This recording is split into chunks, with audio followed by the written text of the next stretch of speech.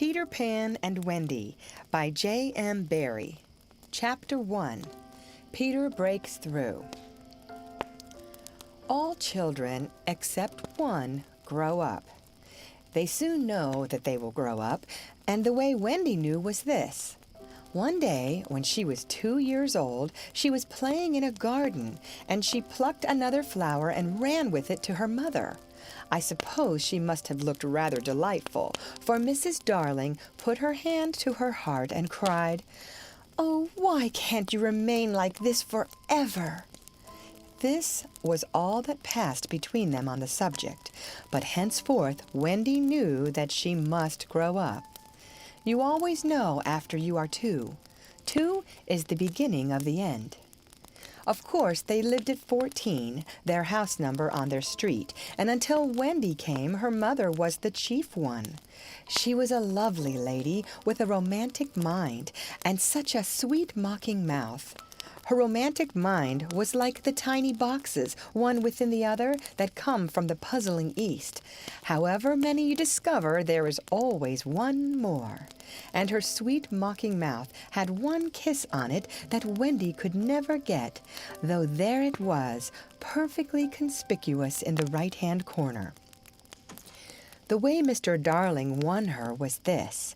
The many gentlemen who had been boys when she was a girl discovered simultaneously that they loved her, and they all ran to her house to propose to her, except Mr. Darling, who took a cab and nipped in first, and so he got her.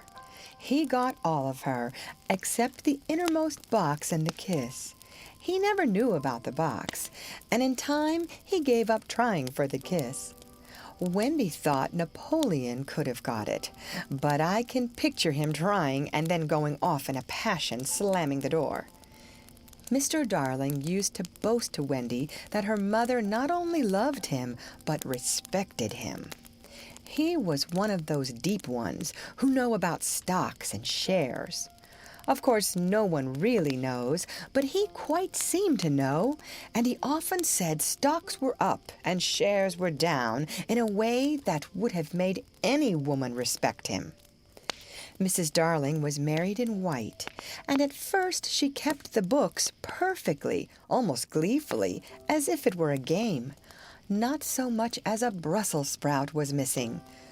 But by and by, whole cauliflowers dropped out, and instead of them, there were pictures of babies without faces. She drew them when she should have been totting up. They were Mrs. Darling's guesses. Wendy came first, then John, then Michael. For a week or two after Wendy came, it was doubtful whether they would be able to keep her, as she was another mouth to feed. Mr. Darling was frightfully proud of her, but he was very honorable, and he sat on the edge of Mrs. Darling's bed, holding her hand and calculating expenses while she looked at him imploringly. She wanted to risk it, come what might, but that was not his way. His way was with a pencil and a piece of paper, and if she confused him with suggestions, he had to begin at the beginning again. "Now, don't interrupt," he would beg of her. "I have £1.17 here, and 2 and 6 at the office. I can cut off my coffee at the office, say 10 shillings, making 2, 9, and 6. With your 18 and 3 makes 397. With 5 naught in my checkbook makes 897. Who is that moving? 897, dot and carry 7. Don't speak. My own and the £1 you lent to that man who came to the door. Quiet, child. Dot and carry, child. There, you've done it. Did I say 997? Yes, I said 997. The question is, can we try it for a year on 997? "Of course we can, George," she cried. But she was prejudiced in Wendy's favor, and he was really the grander character of the two. "Remember mumps," he warned her almost threateningly, and off he went again. Mumps 1 pound. That is what I have put down, but I dare say it will be more like 30 shillings. Don't speak. Measles 1/5.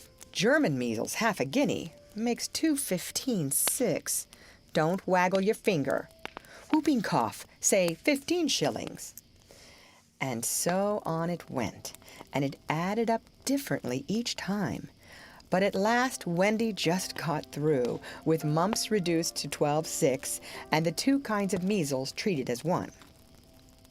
There was the same excitement over John, and Michael had even a narrower squeak.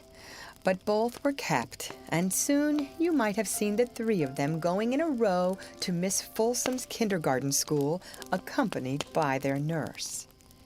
Mrs. Darling loved to have everything just so, and Mr. Darling had a passion for being exactly like his neighbors, so of course they had a nurse. As they were poor owing to the amount of milk the children drank, this nurse was a prim Newfoundland dog called Nana, who had belonged to no one in particular until the Darlings engaged her. She had always thought children important, however, and the Darlings had become acquainted with her in Kensington Gardens, where she spent most of her spare time peeping into perambulators, and was much hated by careless nursemaids, whom she followed to their homes and complained of to their mistresses. She proved to be quite a treasure of a nurse. How thorough she was at bath time, and up at any moment of the night if one of her charges made the slightest cry. Of course, her kennel was in the nursery.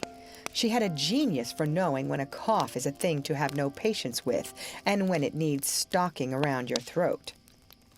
She believed to her last day in old-fashioned remedies like rhubarb leaf, and made sounds of contempt over all this new-fangled talk about germs and so on.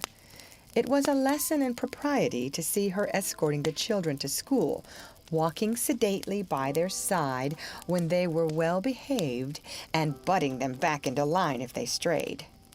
On John's footer days, in England soccer was called football, footer for short, she never once forgot his sweater, and she usually carried an umbrella in her mouth in case of rain. There is a room in the basement of Miss Folsom's school where the nurses wait. They sat on forms, while Nana lay on the floor, but that was the only difference. They affected to ignore her as an inferior social status to themselves, and she despised their light talk. She resented visits to the nursery from Mrs. Darling's friends, but if they did come, she first whipped off Michael's pinafore and put him into the one with blue braiding, and smoothed out Wendy and made a dash at John's hair. No nursery could possibly have been conducted more correctly, and Mr. Darling knew it, yet he sometimes wondered uneasily whether the neighbors talked. He had his position in the city to consider. Nana also troubled him in another way.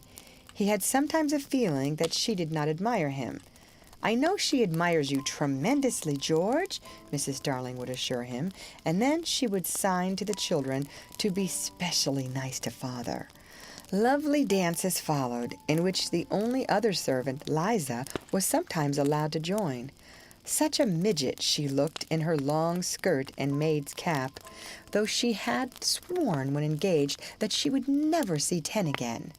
The gaiety of those romps, and gayest of all was Mrs. Darling, who would pirouette so wildly that all you could see of her was the kiss, and then, if you had dashed at her, you might have got it.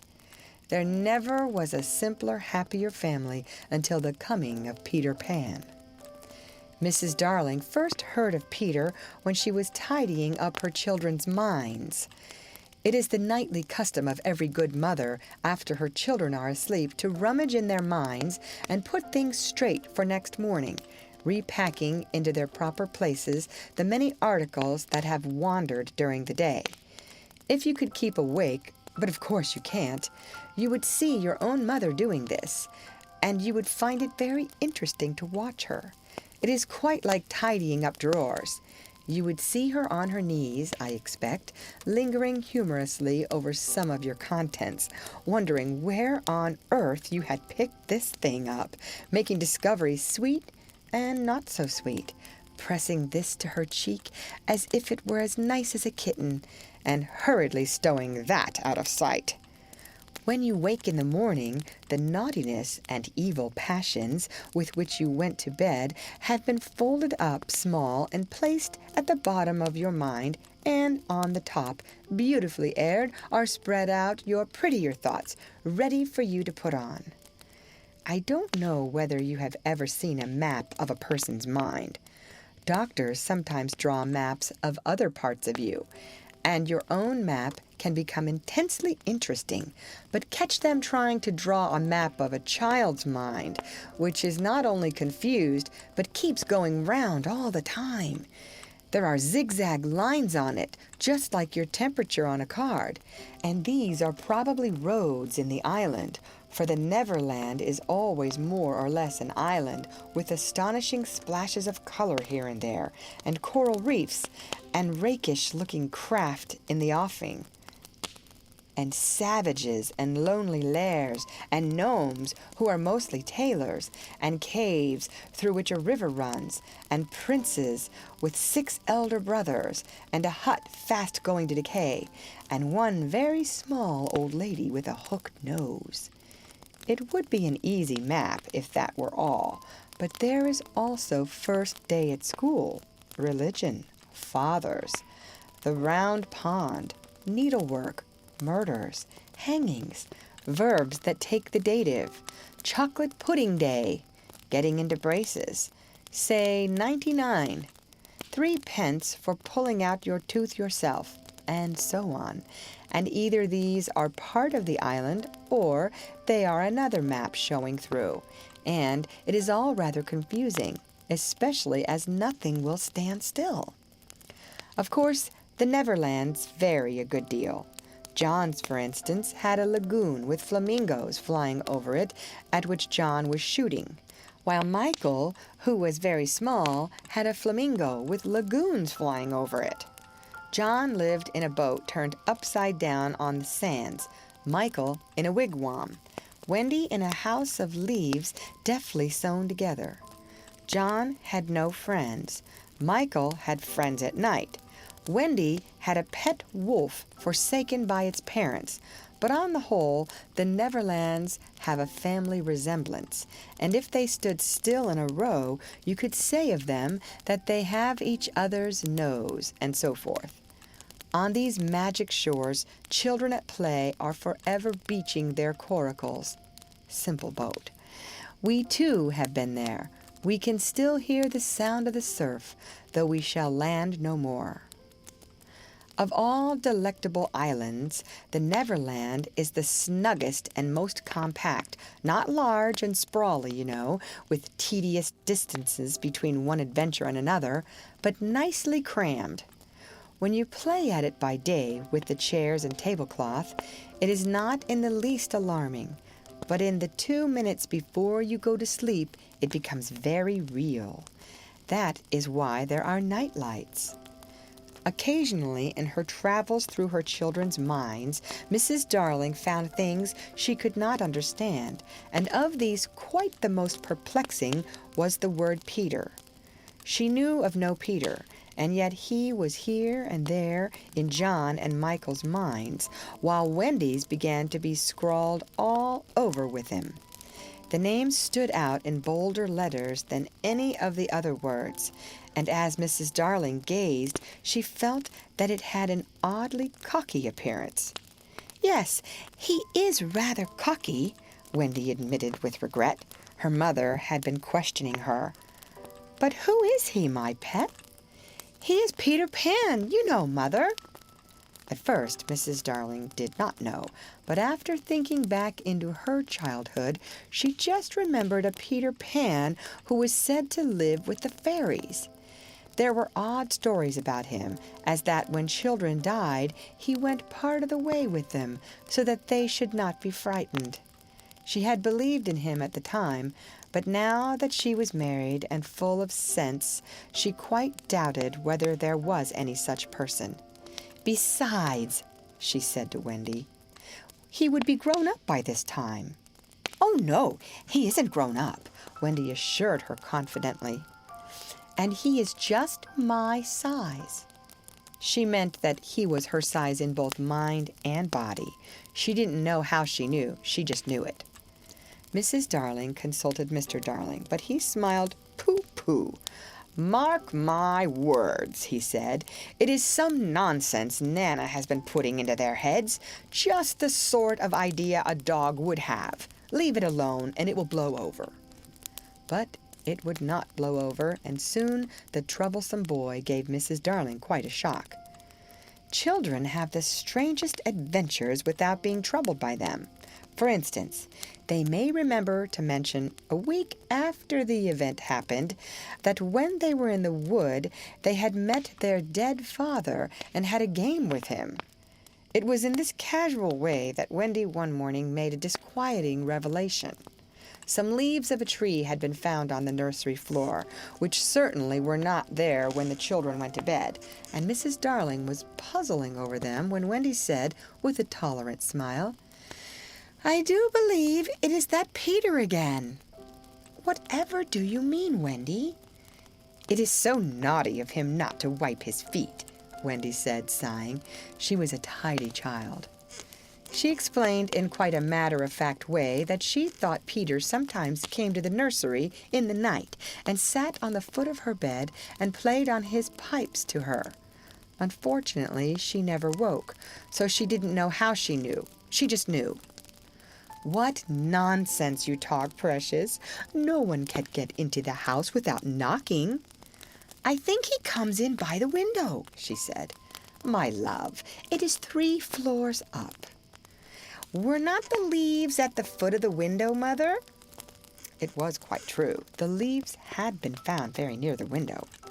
Mrs. Darling did not know what to think, for it all seemed so natural to Wendy that you could not dismiss it by saying she had been dreaming. "My child," the mother cried, "why did you not tell me of this before?" "I forgot," said Wendy lightly. She was in a hurry to get her breakfast. Oh, surely she must have been dreaming. But on the other hand, there were the leaves. Mrs. Darling examined them very carefully. They were skeleton leaves, but she was sure they did not come from any tree that grew in England.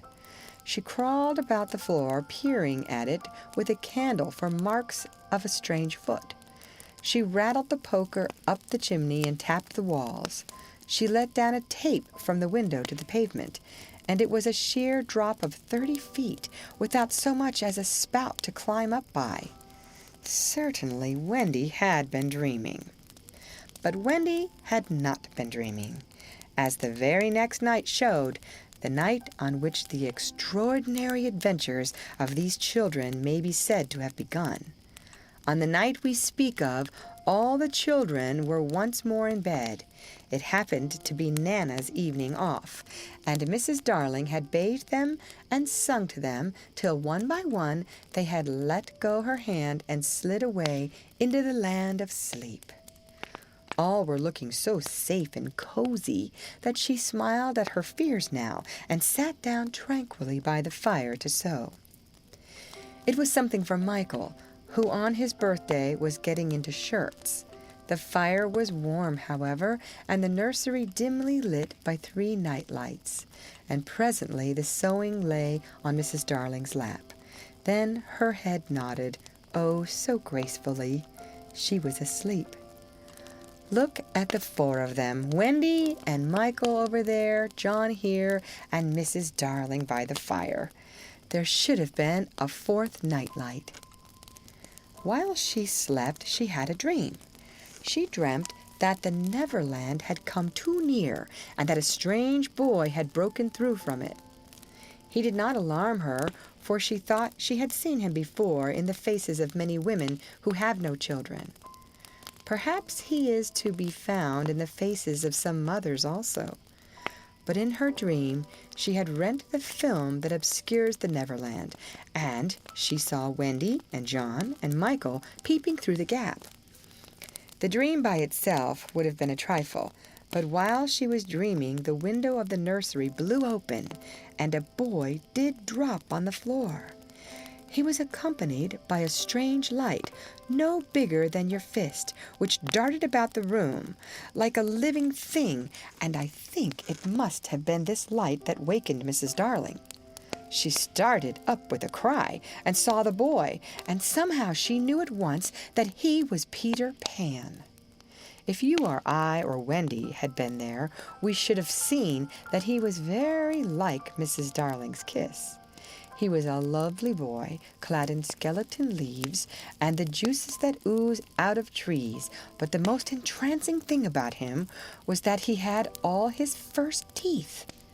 When he saw she was a grown-up, he gnashed the little pearls at her. End of chapter. Read by Lorraine Montgomery for Lit2Go on the web at fcit.usf.edu.